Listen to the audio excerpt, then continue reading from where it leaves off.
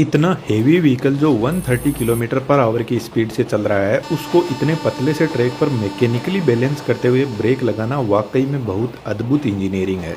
इतनी heavy sparking होती नहीं है ब्रेक लगाते टाइम जितनी हमने दिखाई है, लेकिन इमरजेंसी ब्रेकिंग के टाइम ब्रेक शू से हल्की स्पार्किंग या बहुत ज़्यादा हेवी लोडेड लोकोमोटिव में व्हील स्लीपेज की वजह से स्पार्किंग होती है। ट्रेन के इस डिब्बे को कोच बोलते हैं। आप जो कोच देख रहे हैं वह LHB कोच है। इसके नीचे 2 बोगी लगी रहती है जिनमें 4-4 व्हील्स होते हैं और इन 8 व्हील्स पर इक्वल ब्रेक फोर्स अप्लाई होता है। अब ट्रेन चाहिए कितनी भी लंबी हो, हर व्हील के पास में ब्रेक फोर्स पहुंचता है, लेकिन इस ब्रेक फोर्स का मास्टरमाइंड इंजन में लगा हुआ एक पावरफुल कंप्रेसर होता है। यह कंप्रेसर एयर ब्रेक, ट्रेन के एयर सस्पेंशन, बाथरूम, हॉर्न सभी को एयर सप्लाई करता है। यह स्पाइरल टाइप कंप्रेसर है जिसको किसी और वीडियो में बात करेंगे। इसके साइड में 2 स्पाइरल लगे हैं जो एयर प्रेशर क्रिएट करते हैं और बीच में एक पावरफुल 3 फेज इंडक्शन मोटर लगी रहती है। इस कंप्रेसर से 2 पाइप निकलती है, एक break pipe in short BP जो ग्रीन कलर की होती है और second feed pipe in short FP जिसका कलर व्हाइट होता है। जब इंजन को ट्रेन के कोच से कनेक्ट किया जाता है तो उसी टाइम इन दोनों ब्रेक और फीड पाइप को भी कोच से कनेक्ट कर दिया जाता है। लेकिन दोस्तों, जब इंजन कोच से कनेक्टेड नहीं रहता है तब भी उनमें प्रॉपर इलेक्ट्रिसिटी की सप्लाई रहती है। कमेंट में जरूर से लिखना कोच में कहां से सप्लाई आती है। इंजन और कोच के दोनों साइड में ही वाल लगे रहते हैं जिनको एंगल कोक बोलते हैं। इनका यूज जब इंजन को अलग किया जाता है तो इन पाइप से प्रेशर कम ना हो जाए इसलिए बंद कर दिया जाता है।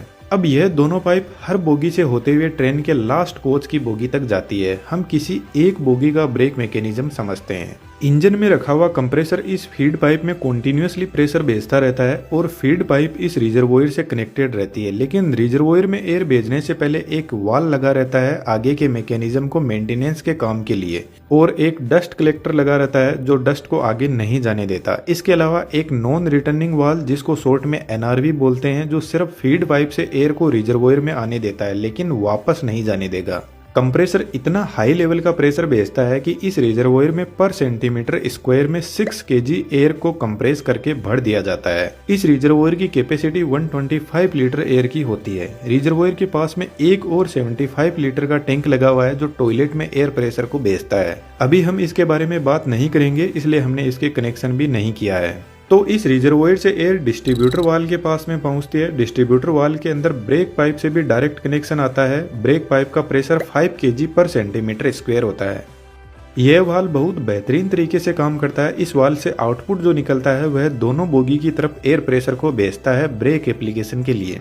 DB में एक पिस्टन दिखाई दे रहा है जिसमें नीचे की तरफ रिजर्वोयर से प्रेशर आ रहा है और ऊपर से ब्रेक पाइप का प्रेशर आ रहा है, तो पिस्टन एक जगह रुका रहेगा। जब ट्रेन का ड्राइवर ब्रेक लगाता है तो वह ब्रेक पाइप के प्रेशर को कम करने लगता है, जिसकी वजह से फीड पाइप से आ रहा प्रेशर इस पिस्टन को ऊपर की तरफ फोर्स लगाएगा, जिससे फीड पाइप का एयर प्रेशर का कनेक्शन ब्रेक सिलेंडर की पाइप से हो जाएगा और रिजर्वोयर में भरी हाई प्रेशर एयर दोनों साइड में लगी बोगी की तरफ जाने लगेगी। दोस्तों, यह एग्जॉस्ट पाइप है। यहाँ पर जो पिस्टन लगा है उसकी डिजाइन कुछ इस टाइप की है और वह इसलिए क्योंकि जब feed pipe brake cylinder pipe से कनेक्ट होती है उसी time break pipe exhaust pipe से कनेक्ट होती है, तो पिस्टन ब्रेक पाइप के प्रेशर को एग्जॉस्ट पाइप से रिलीज नहीं होने देता। अब इस कंडीशन में रिजर्वोयर का प्रेशर धीरे धीरे डाउन होने लगता है, लेकिन कंप्रेसर इस प्रेशर को डाउन होने नहीं देता, कंटिन्यूअसली एयर को भेजता रहता है। यदि लोको पायलट जितनी स्पीड से ब्रेक पाइप का प्रेशर रिलीज करता जाएगा उसका 2.5 टाइम्स प्रेशर ब्रेक सिलेंडर की तरफ जाएगा। फॉर एग्जाम्पल, यदि लोको पायलट ने 1 kg पर सेंटीमीटर स्क्वायर ब्रेक पाइप का प्रेशर डाउन किया तो ब्रेक सिलेंडर की तरफ रिजर्वोयर से 2.5 kg पर सेंटीमीटर स्क्वायर प्रेशर जाएगा। इस पाइप से होते हुए एयर प्रेशर यहाँ से फ्रंट और रियर व्हील के लिए डिवाइड हो जाएगा। यहाँ पर फिर से वाल लगे रहते हैं मेंटेनेंस के काम के लिए।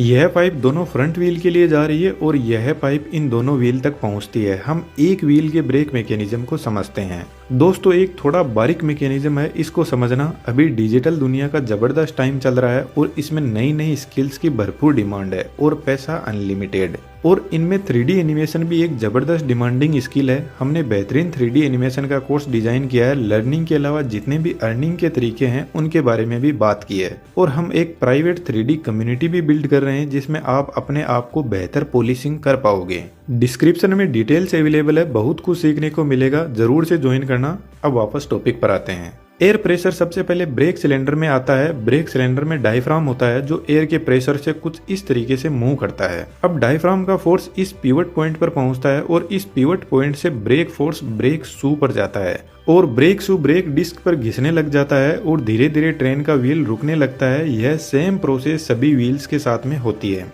ब्रेक डिस्क कुछ इस टाइप की बनी होती है जिसमें कुछ ऐसी बार होती है जो इसकी कूलिंग में हेल्प करती है।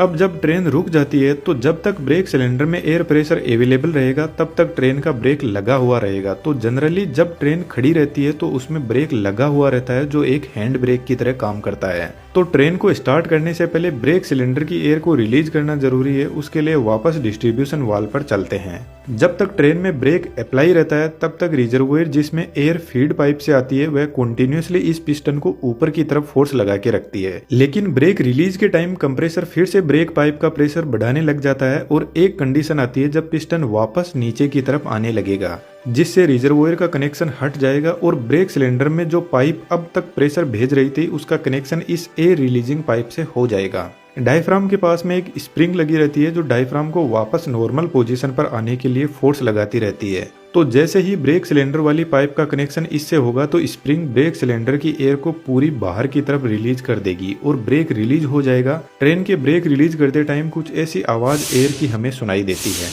डिस्ट्रीब्यूशन वाल्व के पास में एक छोटा टैंक और होता है। इसमें ब्रेक पाइप के प्रेशर को परमानेंटली फीड कर दिया जाता है ताकि जब ब्रेक पाइप का प्रेशर रिड्यूस हो तो डिस्ट्रीब्यूशन वाल्व इस छोटे से टैंक से कंपेयर कर सके कि ब्रेक पाइप का प्रेशर कितना रिड्यूस हुआ है। ट्रेन में एक और ब्रेक होता है हर कोच के अंदर जिसको चेन पुलिंग बोलते हैं। तो जब कोई भी चेन पुलिंग करता है तो एक्चुअल में वह ब्रेक पाइप के प्रेशर को रिलीज कर देता है जिससे ट्रेन में ब्रेक अप्लाई हो जाते हैं। LHB कोच में डिस्क ब्रेक होता है जबकि ICF कोच जो ब्लू कलर के होते हैं उनमें डायरेक्ट व्हील पर ब्रेक फोर्स लगता है। ब्रेक मैकेनिज्म दोनों ही कोच में एक ही जैसा है लेकिन LHB कोच में ब्रेक सिस्टम के कंट्रोल के लिए एक पूरी कंट्रोल यूनिट होती है। इस यूनिट के पास में 2 ब्रेक इंडिकेटर लगे रहते हैं दोनों साइड की बोगी के लिए। तो जब ट्रेन में ब्रेक अप्लाइड रहता है तो यह रेड कलर का हमें दिखाई देता है और ब्रेक जब रिलीज रहता है तो ग्रीन कलर का इंडिकेशन दिखाई देता है। यह control panel toilet air suspension के लिए भी एयर प्रेशर को सप्लाई करता है। दोस्तों इस वीडियो पर अच्छा रिस्पांस मिलता है तो हम LHB और ICF कोच के बीच में जो डिफरेंस है उसके बारे में डिटेल से बात करेंगे। हमारे 3D एनिमेशन के कोर्स में आपका मोस्ट वेलकम है। Thank you.